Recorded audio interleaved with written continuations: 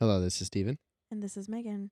And this is the Synchrony podcast where we talk about transforming apostolic dating culture and ending loneliness in the church. What a weekend it's been. It was a fantastic weekend. Yeah, we had our first in person event, so to speak. Not that it was our event, but we got to No. go hang out with folks at another event. So we spent Friday night at the Church of Pentecost in Jacksonville at the Florida District Hyphen rally. And if you are not a member of the UPCI, Hyphen is the young adult ministry that sort of captures that, college student, young professional, chapter of people's lives, typically when they're single. So it was really cool to be invited. The church was absolutely beautiful, and the people were so hospitable. Yeah, they've remodeled the church, which was amazing to see. Thank you so much to the Olsons and also to the youth team that put everything together. Mm-hmm. And a special shout out to Morgan. Yep, Sister Morgan Conway, who is like just event planner and executor extraordinaire. Yeah. She's amazing, and it's been such a joy to get to work with her. And um, it was just a really cool experience. It's been a long time since you and I were in singles ministry, since we were part of singles ministry, or young adult ministry as a whole. Yeah. So it was cool to be in that space again. But it's also fun to uh, be married with you. It is nice. It's that sounds weird to say out loud to people who don't know what I'm talking about, but whenever you first get married and have kids, like your identity becomes the kids. Right. Everything you do, everything you say is somehow revolved around kids. And so whenever we get to quote unquote be married together is usually not involving our kids and us like adulting with other people, and it's a lot of fun. But yeah, it was a fantastic time. Oh, my phone just went off. It was great. Um, just such a cool experience. And we're going to talk a lot more about it. This was the first time we really got to go out and be the faces of the project in Yeah. like a public space. Yeah. So we got to meet some really great young people and talk to them about their dating experiences, talk to them about apostolic dating culture. Some of them are already actively involved in the Synchrony project. Some of them Yeah. are not. So it was kind of cool to hear from both perspectives, people who are already kind of invested in the work of the project and folks who are completely new to it. Um, so we're going to share some little mini interviews that we did while we were there at the event, before service and also during the like afterburner activity after the service. So it was really cool because we got to sit down and speak one-on-one with a lot of young people who were there. And so we're not going to use every clip that we took over the course of the evening because we got to talk to like a lot of people. I think we had like 7 or 8 little interviews in total, something like that. Closer to 10, but yeah, it was really a lot. We had a lot. Not all the audio turned out good, and sometimes it was hard. Right. But we are excited to share this with you. Yeah. So if you were one of the people who spoke to us on Friday and you don't hear yourself in this episode, we're hoping to maybe draw from that again in future episodes because I think there's some nuggets that we took from each conversation that will be cool to kind of sprinkle into some future, some future topics. But tonight, I really want to focus on just a few themes that came out of those conversations. Yeah. And one of those is sort of why events targeted toward this age group aren't great for dating prospects, Yeah. which is not what they're designed to do. Like, let's go ahead and talk about, this is a Hyphen event. Yeah. Hyphen ministry and singles ministry is not a dating ministry. No, it's not. It's not intended to pair people up. It is to minister to the souls of these young people. And there was an awesome move of God. Shout out to brother. Beautiful. Yeah, shout out to brother Donnie Ellis who brought the word and was just his amazing self, so sensitive. And it was really exciting just to see the atmosphere that these people created.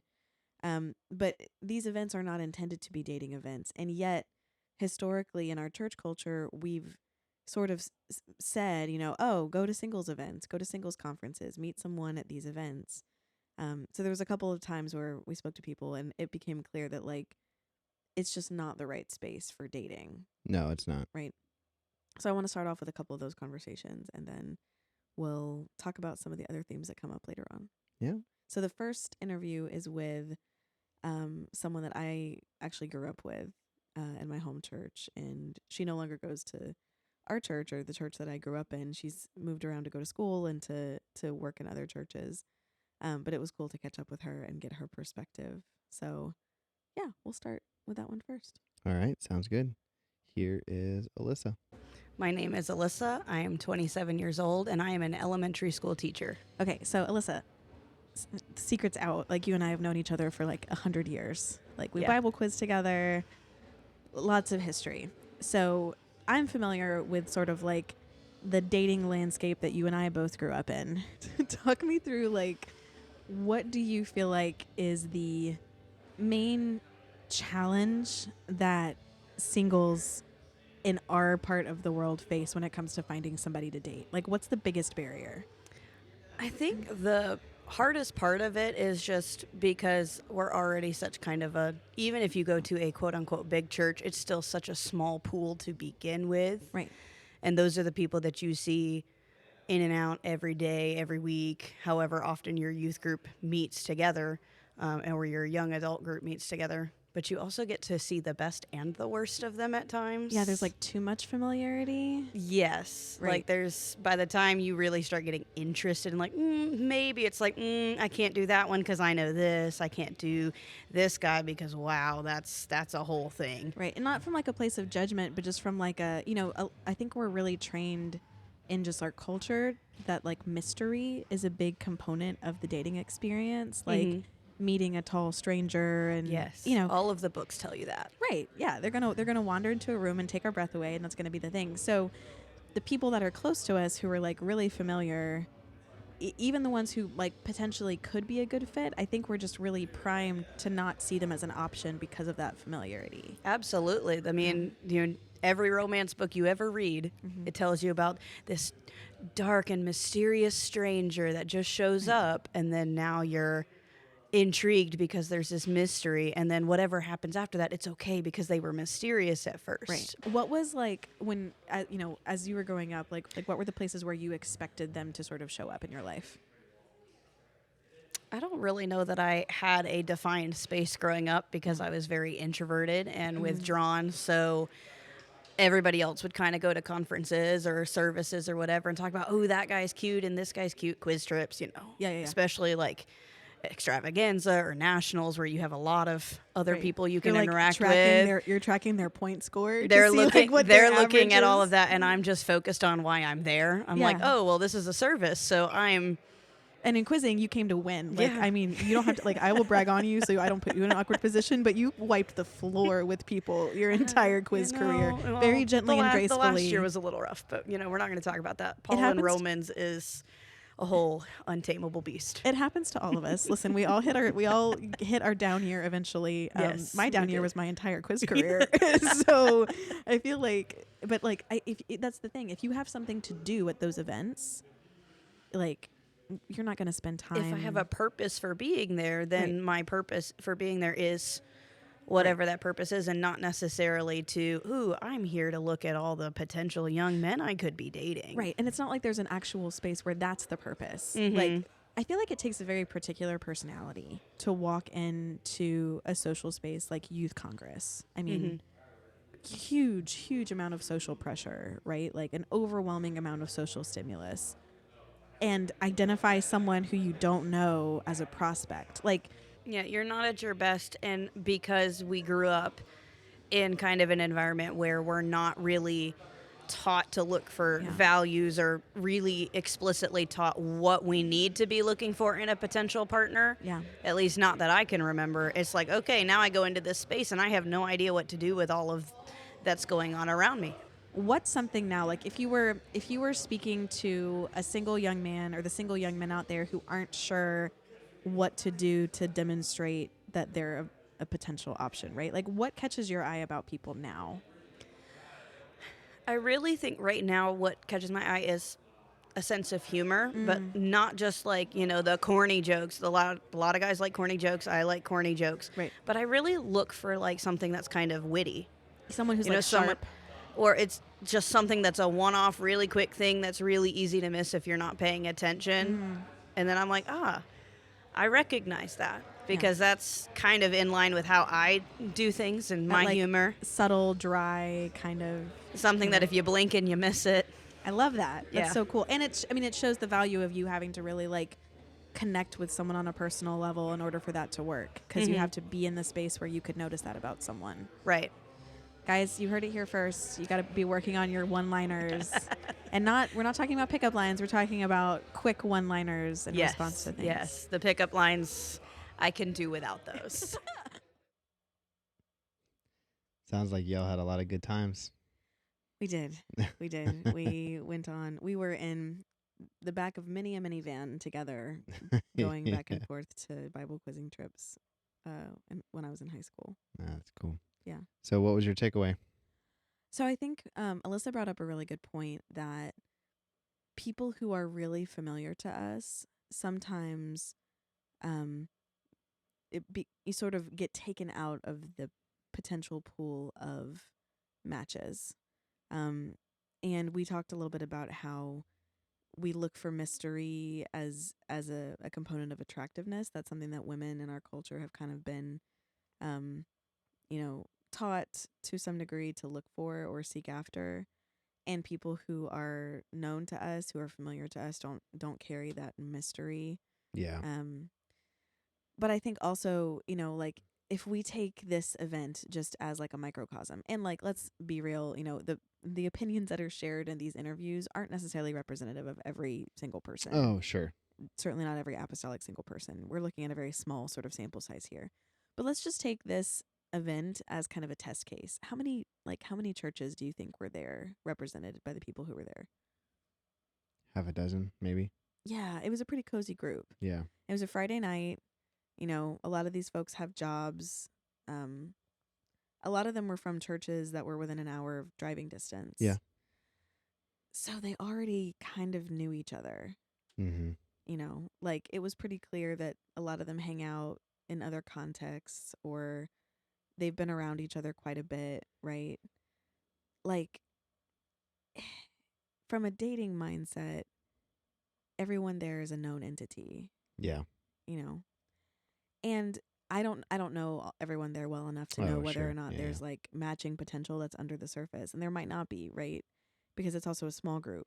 Yeah. But I mean, there's also, it was a cozy group, but there's also a big age disparity too. yeah, it was kind of like sprinkled Yeah, out. you had like a couple sub 20-year-olds. Mm-hmm. Then you had like a handful of like 21 to 24-year-olds. Yeah. And then you had a handful of Like older 20s, 26 early to 30s. older. Yeah. Yeah, and a couple people in their 40s who were Yeah. there to support, singles who were there to support the group. And so it's Yeah. just, I think, like, there's too much familiarity and not a high enough concentration of people for this type of event to be a viable place to meet people. And once again, that's not what this event is for. Yeah. Right? It's not a dating driven event, but it just goes to show you that, like, it's not quite the right space Mm-hmm. for us to just point people to as like, oh, go find someone there. Yeah.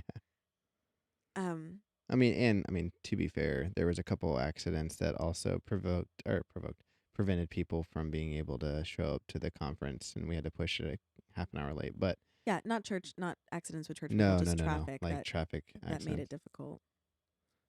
So there could have been more, but Yeah. it was regardless.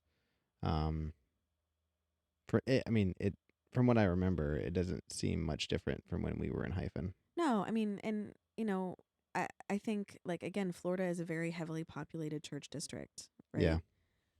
There were half a dozen churches within an hour's driving distance of this church. Yeah. That is not the case in a lot of districts and a lot Mm-mm. of places. No, not at all. So, we're very blessed to have the Hyphen community in our state that we have, and not every person is going to have even that level of interaction with Hyphen. Yeah. So anyway, the takeaway from that, besides just getting to catch up with Alyssa and think about like her unique perspective on dating, was if there's any doubt in anyone's mind about, oh, well, isn't singles ministry, isn't Hyphen ministry enough to give people an opportunity to meet? No, it is not. No. It's not the right place.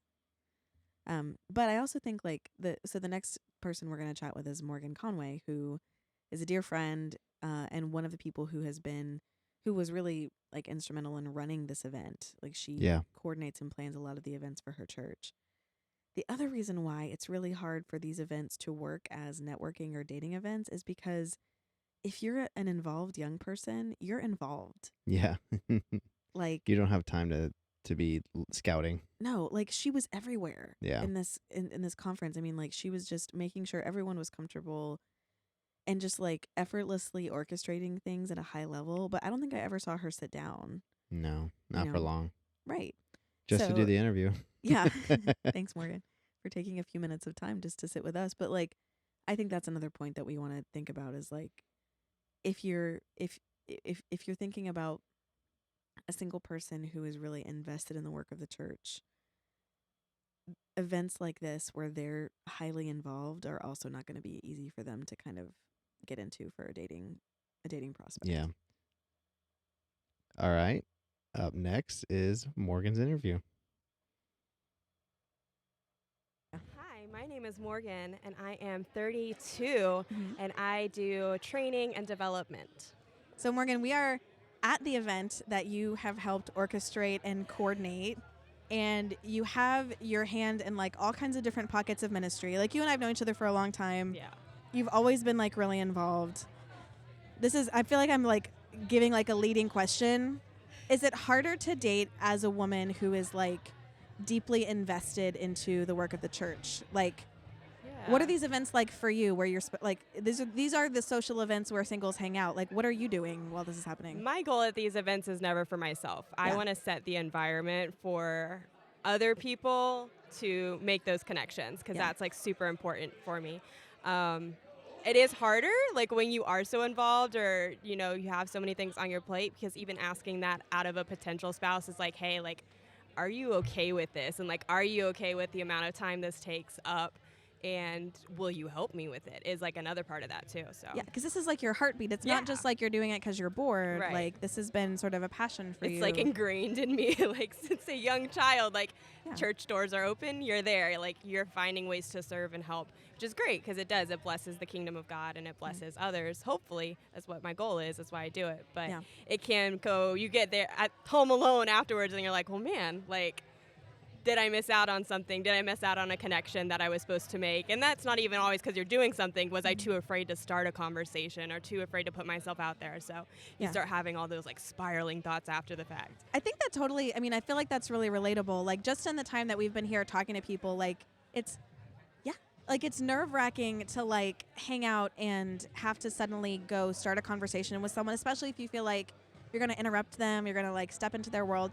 If you could give single apostolic men a tip for dating really involved, engaged women who are like invested in the work of the church, what would you recommend to them as a way to help like ease that approach? I know it's hard for the guys to do this, but really just stopping and saying like, hi, my name is so-and-so. Like, just an introduction. Yeah, like, thanks for all you do. Like, even saying that could open the door. Like, oh, like they're pausing me, they're stopping me intentionally. Like, usually for women, that's a sign like, oh, like, they sought me out, even if it's just a little, you know, hello, thanks for, you know, everything that you've been doing. Like that speaks volumes in some ways and kind of gives the people that are rushing around like, oh, I can stop and have a human moment for a second and potentially make a connection.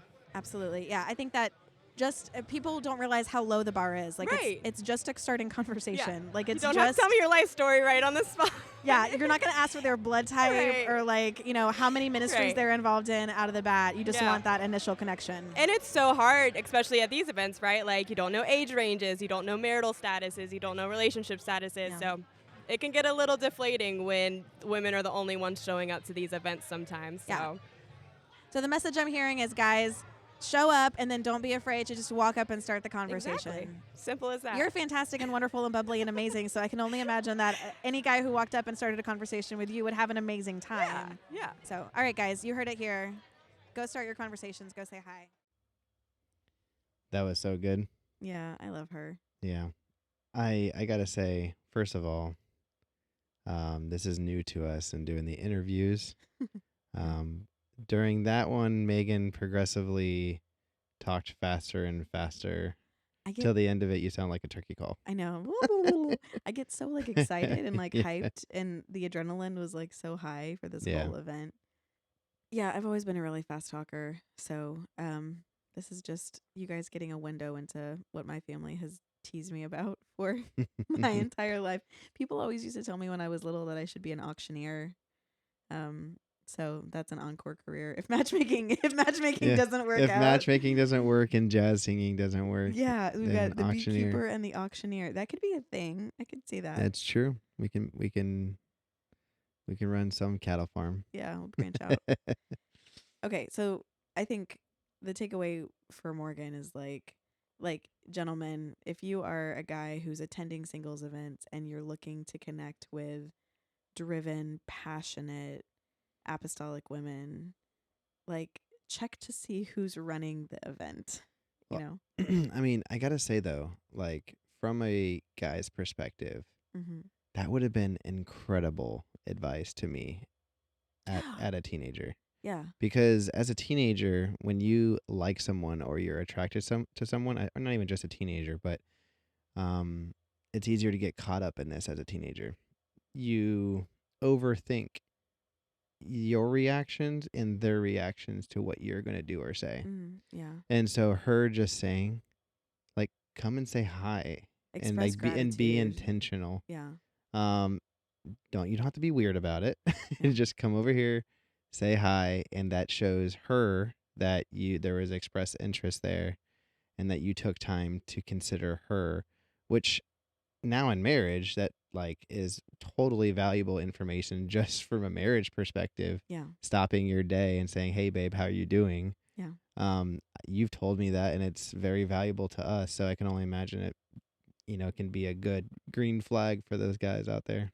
Yeah, and I think, I mean, she's thoughtful and eloquent and intentional in what she does, so I don't expect anything less coming from her, but it was also great to kind of hear her reflect on the experience of being, one of these powerhouse women that are serving, and just acknowledging that there's sacrifice involved in that, Yeah.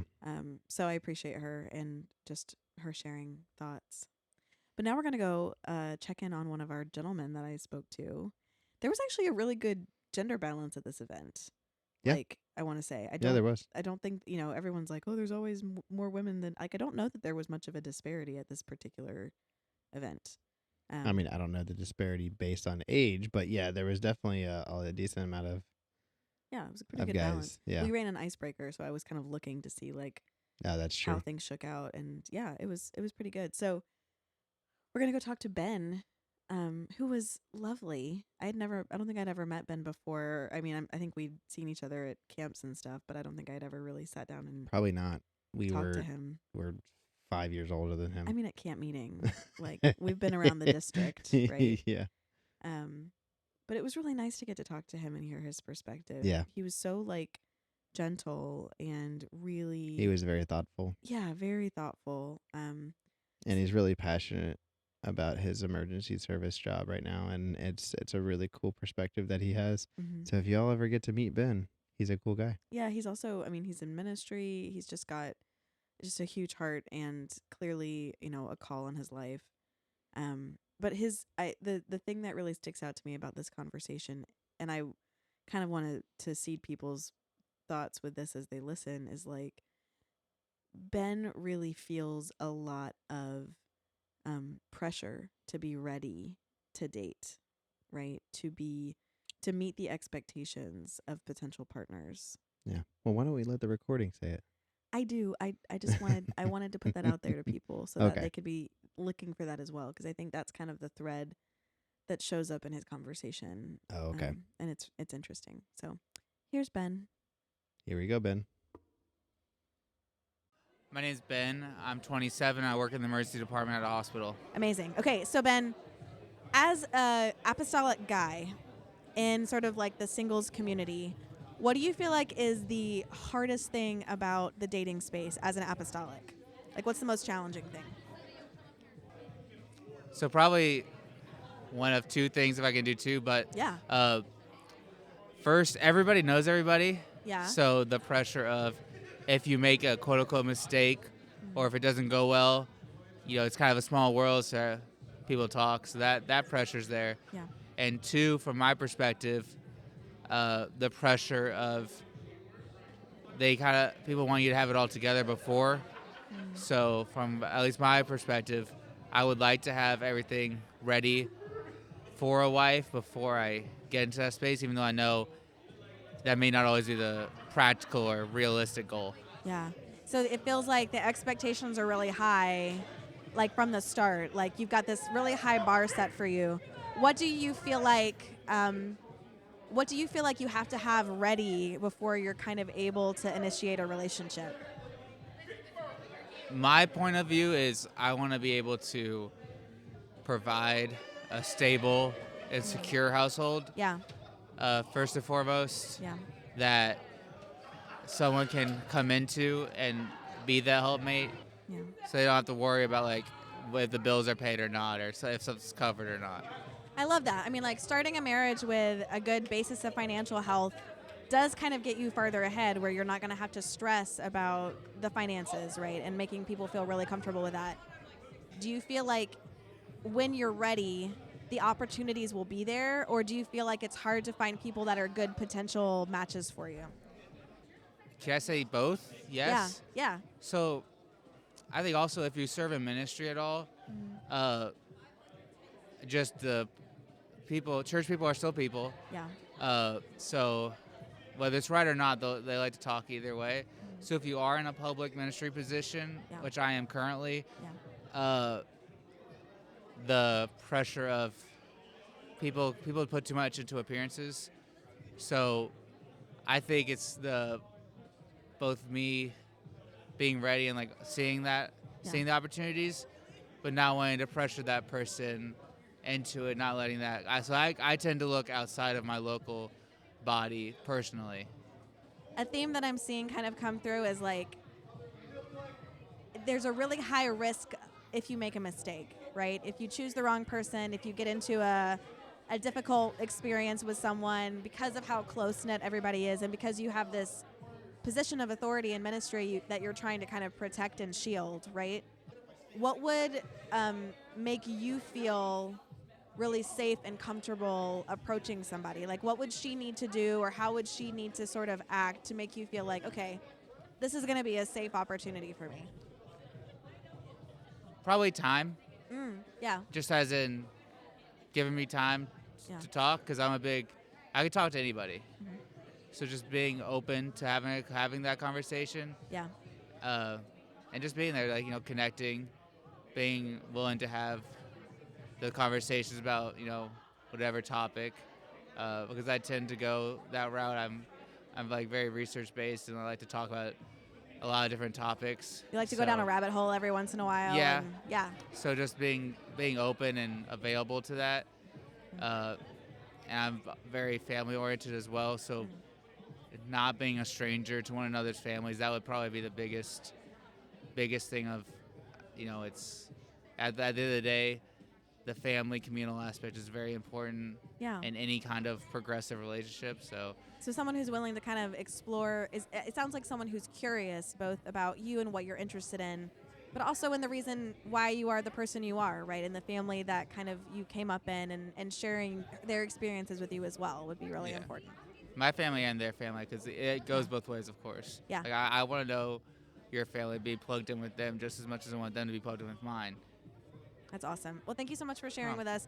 This is a really interesting moment, I think, for young apostolic men because the challenge is high, and I think the expectations are high, and we want to give sort of men the tools to start to build toward that family in a way that feels safe. If you could give a younger apostolic man, so let's say like someone who's just sort of getting into adulthood, just starting to think about dating, if you could give them a piece of advice about the dating space, what would you tell them? It's our job to pursue, but don't chase everything that moves. Yeah. So there's a really good quote that I heard if you can't talk to your pastor about them, then it's probably not right to be talking to them. Nice. I think, being honest and open would be a good starting point. That, a check for me was if my pastor or pastor's wife or my mom, dad, anybody in authority who I trust, or even a friend accountability partner, if they read the conversation that I was having, would they be uncomfortable? Yeah. I love that. Having those strong boundaries and that accountability is so important. That was a really cool perspective. What did you take from that? I think Ben had a really interesting perspective. I also think there are probably a lot of guys that are in a similar place where they really want to be ready. They really want to have that, um, have created that great kind of nest for the person that they welcome into their lives. And realistically, that's just very challenging today. Yeah, it is. The idea of being financially stable and established in your ministry.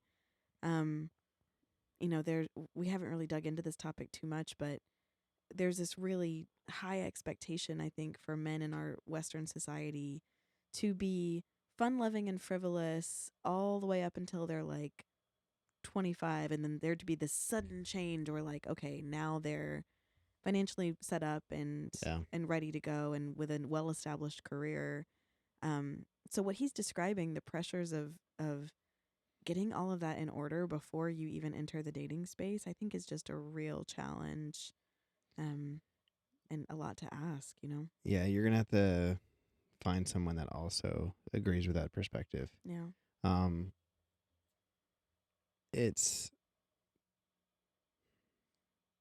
going to be hard. You can't predict a future. Yeah. And so like trying to predict like every bump and pothole and speed bump and animal running in front of your car during a drive is impossible. Right. So you just teach yourself how to be a good driver and learn how to maneuver along the way. And so I think there could be such thing as over preparation to the point of where it becomes, I don't want to say procrastination, but it becomes like postponing the inevitable.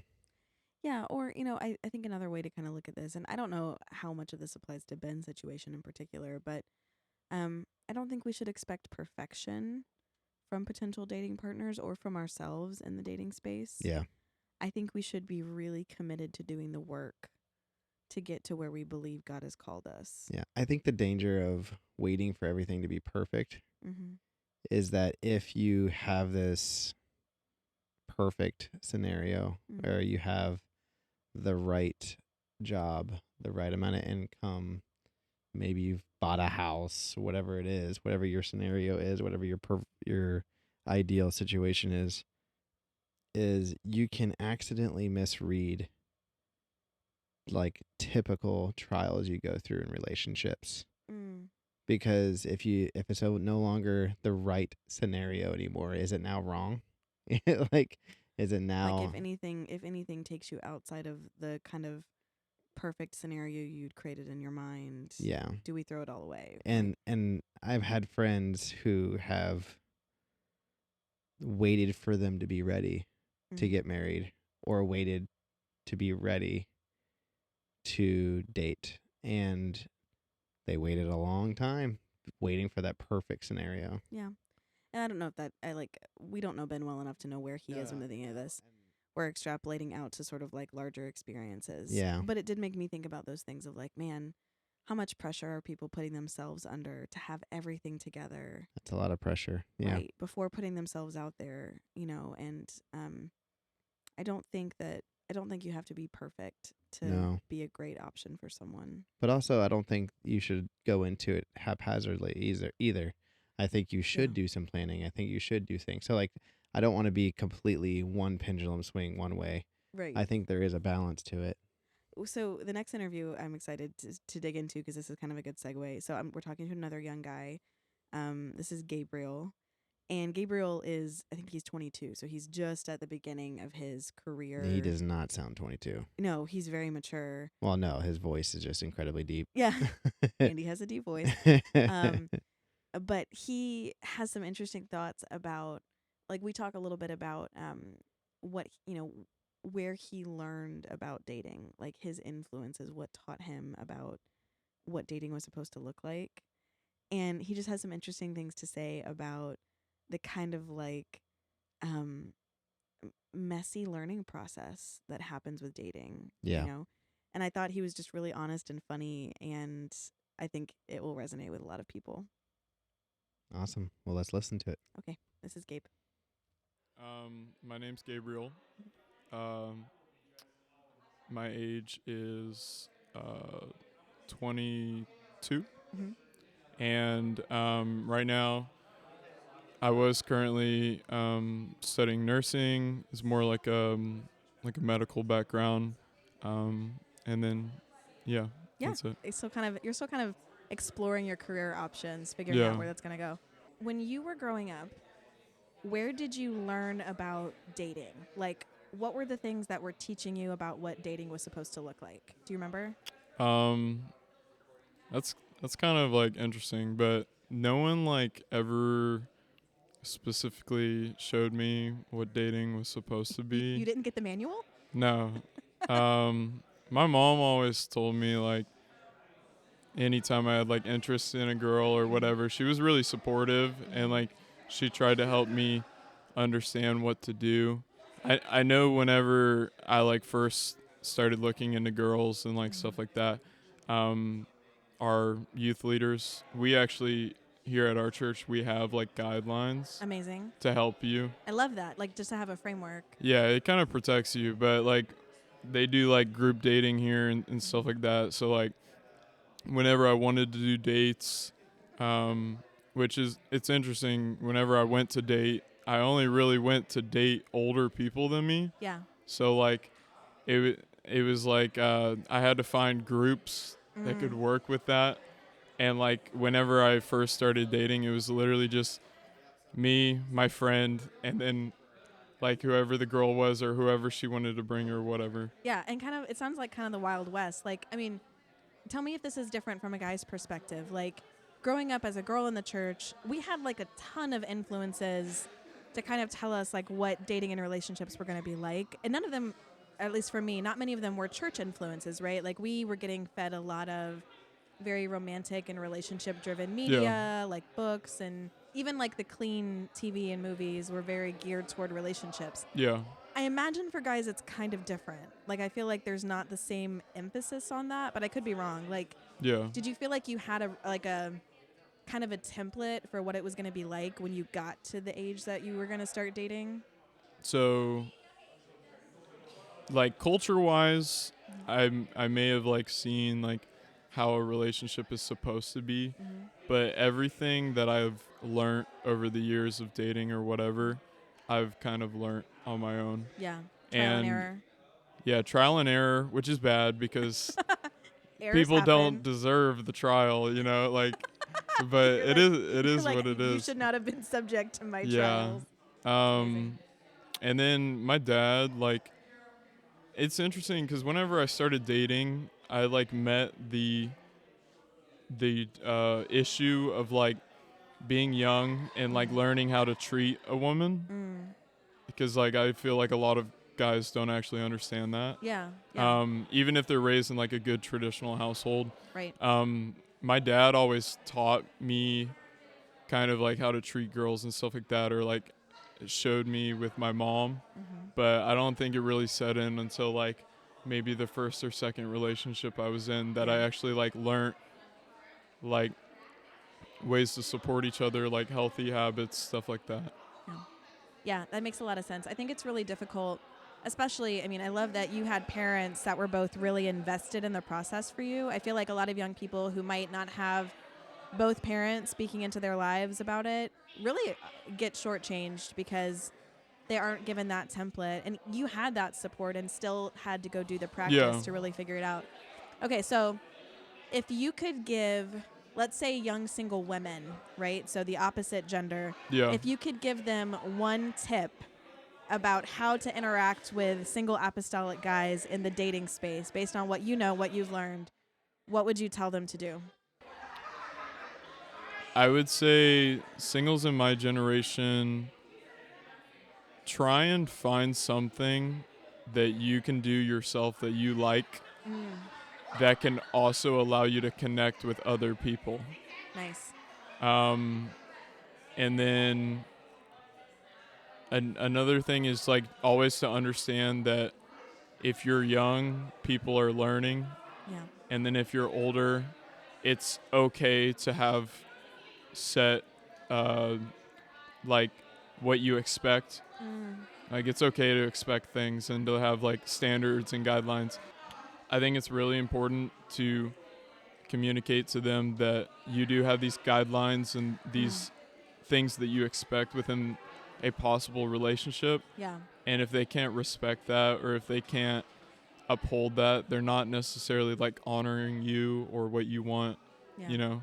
So you should just keep true to that. I love that. So the things that I pulled from that were like, love the things that you love unashamedly. Like, be about the things that you're really excited about. Yeah. And be upfront with your boundaries. Like, tell people what you need them to Yeah, give just you. be really honest. Yeah, that's awesome. Don't leave anything to the wayside, you to know? the imagination. Yeah. Just lead with what you want. Yeah. Great advice. I love that. For a 22-year-old, he has a ton of wisdom. He really does. He's a very deep thinking individual. Yeah. I'm like, I wish half the people in this world had half that information that he had. I really love what he said about, like, I thought the two pieces of advice he gave were amazing. And like, not just for girls, but for any single, like, Yeah. love what you're into, like, be about your passions, right? If you are a music person, like, openly love music, right? Like, if you are, you know, like, on the nerdier side, like us, love it, own it, Yeah. right? Like, don't try to dim yourself down to fit someone else's perspective on who you should be. And then I think the point he made about just being honest with your expectations is I mean, gold. it's like totally down the line of what we try to preach here about like living through your values and not settling on sacrificing your values for someone else who doesn't want to honor those. Yeah, ask for what you need. And so it's in that same vein. But also I do like the bit of advice he gave about have things that you do and that you're interested in that other people can be involved in. Yeah, like, I think it's very difficult sometimes for young people to find common ground when their only context for each other, for seeing each other, is a church service. Yeah. Right. And having things that people can connect on. Like disc golf. Okay. Have we talked about your obsession with disc golf on this podcast yet? I hope there's disc golf lovers out there just like me. Stephen, if anyone is listening and wants to come to Florida to play 200 rounds of disc golf with Stephen, will. Or if you want to have me meet you wherever you are, I will go play disc golf elsewhere because I want to try courses all over the world. Yeah, that's a fairly recent obsession for you. It's like in the last 3 or 4 years. Yeah. But yeah, it's a good one. After my bowling obsession, Yeah. I went from bowling to disc golf. It's like a solid sport to be involved in, though. As your wife, I'm very grateful that you went the disc golf route and not like a much more expensive or injury prone or. Yeah, I could have gone down like water polo or something. Or like like things with motors that Sure. you could fall off of. Costs a lot of money. Yeah, so I'm grateful that you picked disc golf, which is very calm and very easy to work into our lives and very healthy, I think. Well, on the whole. I'm glad you feel that way. Yeah. So we're off on a tangent now. I want to circle back to circle back to doing things that involve other people. Yeah. So one of the things that we're focusing on sort of like the younger end of the folks that we work with, right? Sure. Hyphen caters to folks in their 20s and 30s primarily. So I don't want to belabor the fact that we're spending a lot of our time talking about the early dating experience and the experience of being a teenager in church. Yeah. I think it's important to focus on that a little bit because that's where our perspective of what a dating relationship should look like is Yeah. really built, you know? Well, and our hope for Synchrony isn't just to get people married through matchmaking. Yes. It is also to end loneliness in the church. Yeah, and that transform the starts culture. when you're a teenager. Yeah, because And and so like if we're hoping that there's teenagers that are going to start listening to this one day. yes, And so that's why we often go to when we were a teenager or when we were a young adult, mm-hmm. because we're hoping that there's someone in that situation that says, I can change my situation. So we're gonna end with beautiful Jada, who sat with me right at the end of the Afterburner event. I think she was our last interview of the evening. I used to work camp with her dad all the time. No way, that's funny. Mm-hmm. Yeah, she's stunning, and I don't just mean that from like a physical perspective. Like, she just has this amazing spirit that follows her, you know, and it's evident like from the minute you start talking to her. But she describes in this conversation like her experience as a teenager just entering the dating space, particularly as a woman, as a young Black woman, in a way that I thought was so powerful and that felt really, I mean, I can't relate to the aspect of being Black in American culture, but what she describes about being a woman in the dating space, being young and trying to come into your own and build confidence, hit me like a ton of bricks. Yeah. So I thought she was a great way to kind of wrap it, because she sort of leaves people with this advice of like, you know, how they should think about themselves in dating, and I just think it's really beautiful and valuable. Well, cool. Let's listen to it. Yeah. My name is Jada. I am 26 and I am a teacher. Okay, Jada. So the dating landscape is complicated, Yes. right? What do you feel like is the biggest challenge that single apostolics encounter when they're trying to find a decent dating prospect? Like, what's the biggest mountain to climb? Yeah, I start crying. The biggest challenge, I would say, is, for me at least, is to be rejected. Yeah. I guess, if anything. And like when especially when we're in these spaces, there's all these people that you have grown up with, you've been to camp with, and yet, you know, the saying is like, if they wanted to, they would.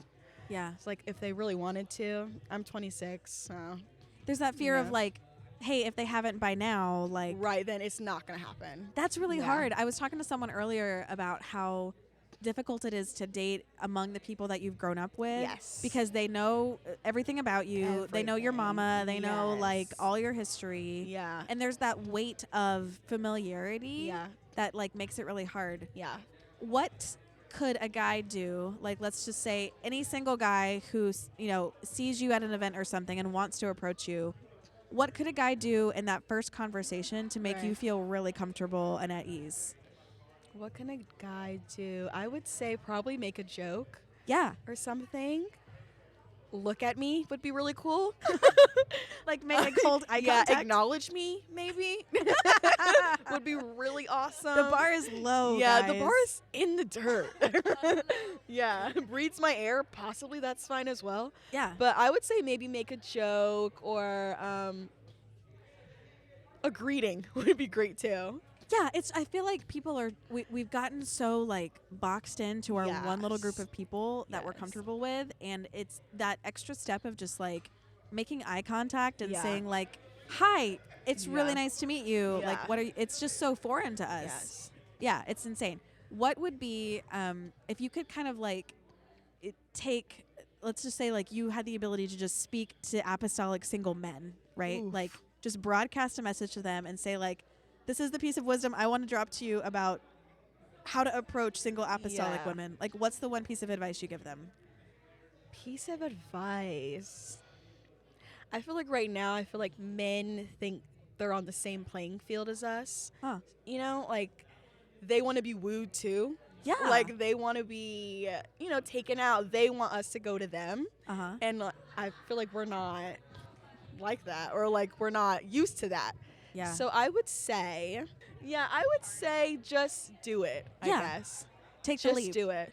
I guess that could be said for women though as well. Just do it. There's interesting. So we've been looking at this too because like we've been trying to do a bunch of research about that approach, right? Like Yes. who's supposed to start what? Right. Because I think it's been very drilled into us as apostolic women that the man pursues. Yeah. But there's a lot of data to suggest that most men, even though it's subconscious, it's not something that they really like are aware that they're doing, Yeah. will not approach a woman until they see some sort of visual signal Yes. of interest. Yes. And I think that's really hard because if we're in spaces where like worship is the focus or we're all Yes. surrounded by our yeah, friends, like I'm not looking around. Right. Yeah, at least not. In the it's really beginning. hard to make Yeah. that like connection. Yeah. Okay, so flipping the script a little bit, what advice would you give to the 18-year-old girl that's like just starting to think about the future? She's just starting to sort of like figure out who she is and like Yeah. what she wants in a partnership. Like, what do you tell her about navigating this crazy dating space that we're in? Oof. Ooh, I would say it doesn't really matter what you look like for the right person. Yes. Because when I was 18, that's all I thought about constantly. Yeah. Do I look okay? That's why he's not talking to me, obviously, is because I don't look that way. Mm. And I'm just going to say, especially as a black girl, Yeah. horrible. Yeah. 'Cause you just don't know. that self-confidence that's just like so Low. yeah, Yeah. and so hung on the appearance. Yes, like they're not going to like me, obviously. I look different than everyone around me. Yeah. There's no way. So I would tell my 18-year-old self that it doesn't really matter what you look like. All these older people always say looks will fade. Right. So, but looks are important as well, so it's hard. But It's difficult. I think the thing that I'm hearing from a lot of young men is that like yeah, there's sort of conventional beauty, Yeah. but confidence is like the most attractive thing that they see. Yes. And I feel like that's so hard when you're a teenager. when like you're 18, it's not there. right. You haven't built up Yeah. that confidence in who you are in God, who you are Yeah. as a Oh, woman. no. Yeah. Yeah. I love that. Oh, it was really good. Yeah. She's awesome. And I think it was a nice way to kind of round out these conversations because Sorry. Huh? Just breathe my air. yeah, I know.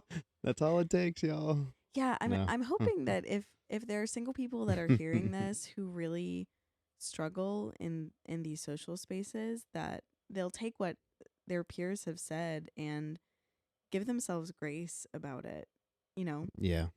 because it is hard and there's a lot of pressure. I mean, you know, what Ben talked about with the pressure to kind of show up financially and be sort of perfect before you arrive in the dating space, and Jada talking about the pressure to look a certain way physically, you know, and the awkwardness that comes from just being around people that know everything about you already. And the like fear of failure or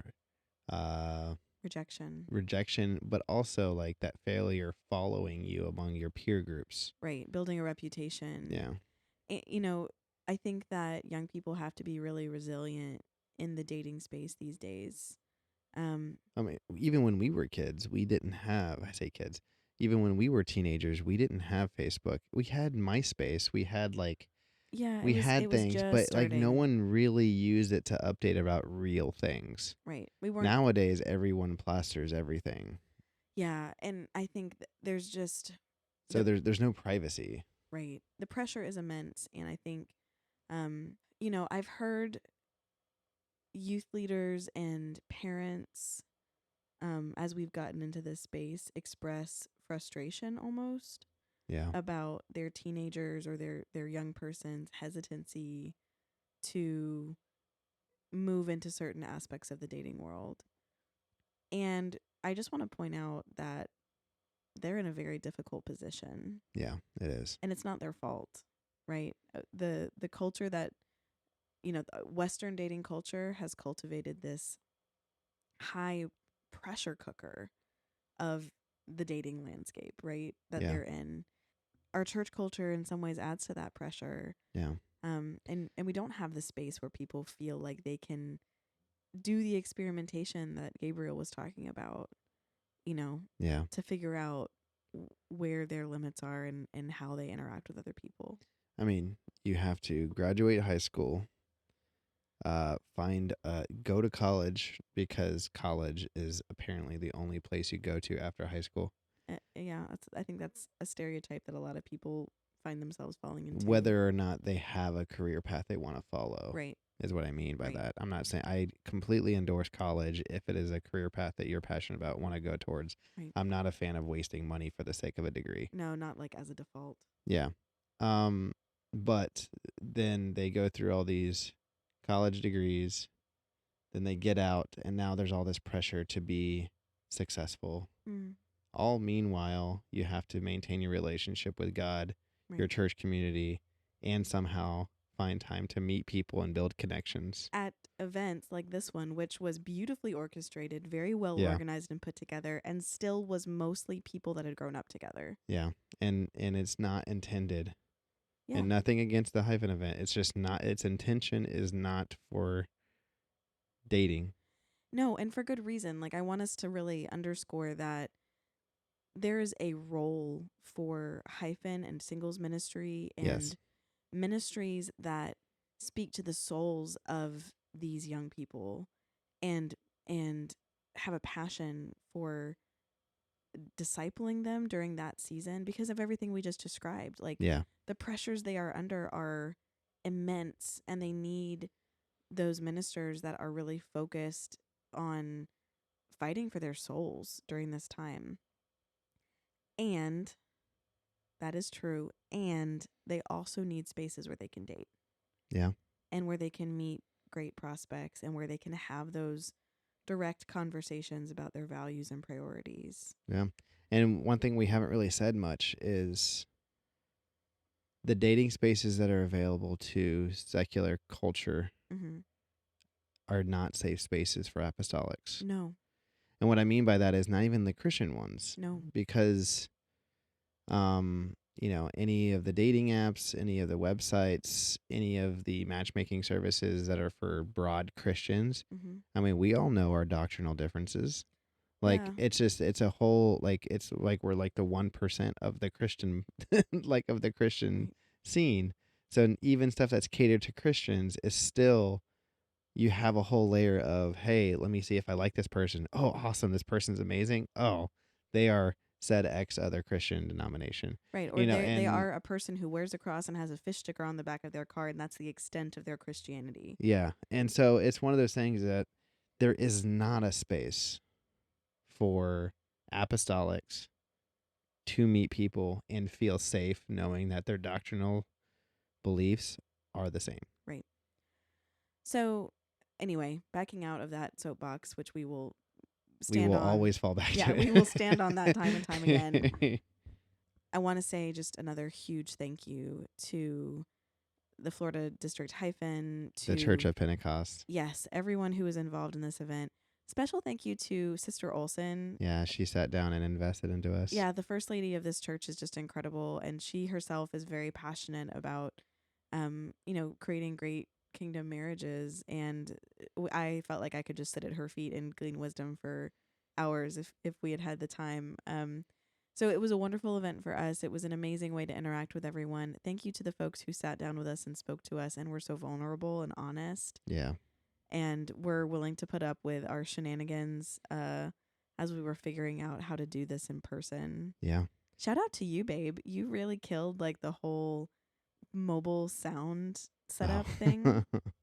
That was the easy part. Don't have me interview people. I'm not going to be very good at that part. No, but I would be trying to interview people on my cell phone. Like you guys don't know how Stephen has exercised his giftings of adapting to new technologies and also masterfully navigating Facebook Marketplace to bring together all of the technology we need to do this. Well, thank you for the compliment. And also to the podcast listeners who are still listening this is probably an hour episode at this point. Yeah. We may be having video coming out soon. We just got cameras. Yeah. Speaking of your spiritual gift. Of Yeah. Facebook Marketplace. So hopefully future podcasts will have videos for Spotify and for YouTube. I'm going to have to start doing my hair. I know. We're going to have to not wear pajamas while we do this. Yeah. Any announcements we really need to cover before we sign off? Mother's Day. Yeah. Oh, this is a good one. If you know and love someone who is single and you want to bless them with the opportunity to be involved in the Synchrony Project, you can now purchase gift cards. So you can go to our website, synchronyproject.com, and you can purchase their consultation for them. So you'd pay their consultation fee, which would get them that survey, that 1 hour deep dive interview with one of us, and also a month of free matching and access to the Synchrony community. And we'd love to see, we put it out around Mother's Day. You don't have to buy this just for single moms, but if you know and love a single mom who is looking, I think that'd be a great thing to invest into them. Or somebody else who is, just a single person who you think would appreciate being involved in it. So take a look at that. And we have a game night coming up this Friday for our That's community right. members. I want to quickly say, let us know how you felt about this episode. Yeah, that'd be Leave great. a comment. Let us know if you like the interviews. If you have questions you want us to ask in interviews, in future interviews. Because we plan on going to more events, and just walking around and throwing cards at people like we're a Geico commercial isn't going to get people's attention. And I think interviewing people was a good way to get people to our booth and have meaningful conversations. Yeah, and it was a great experience for us. So we want to know if we thoroughly enjoyed it. Yeah, we want to know if you guys benefited from it as well. Yeah, if you guys didn't like it, let us know so we can pivot. Hey, babe. Hey. I love you. I love you too. Thank you for packing our van so beautifully on this trip and making all of the infrastructure of this happen. I know I've said this and I will say it many times again. I literally could not be doing this without you. Something like this would have daunted me. Yeah. Well, completely. It would be kind of awkward to have a matchmaking service with only one person doing it in a marriage. Yeah, no, it'd be weird, but I also just can't even fathom trying to grapple with everything that we're having to do without you being part of it. Well, it has been an absolute blast, and I look forward to continue doing it with you. Good. That's good, because no plans to slow down now. Yeah. People coming in every day. I've got dates coming out of my ears, which is awesome. Yeah. All right, thank guys. you. Thank you, guys. You guys are awesome. Have a great week. Bye. Bye.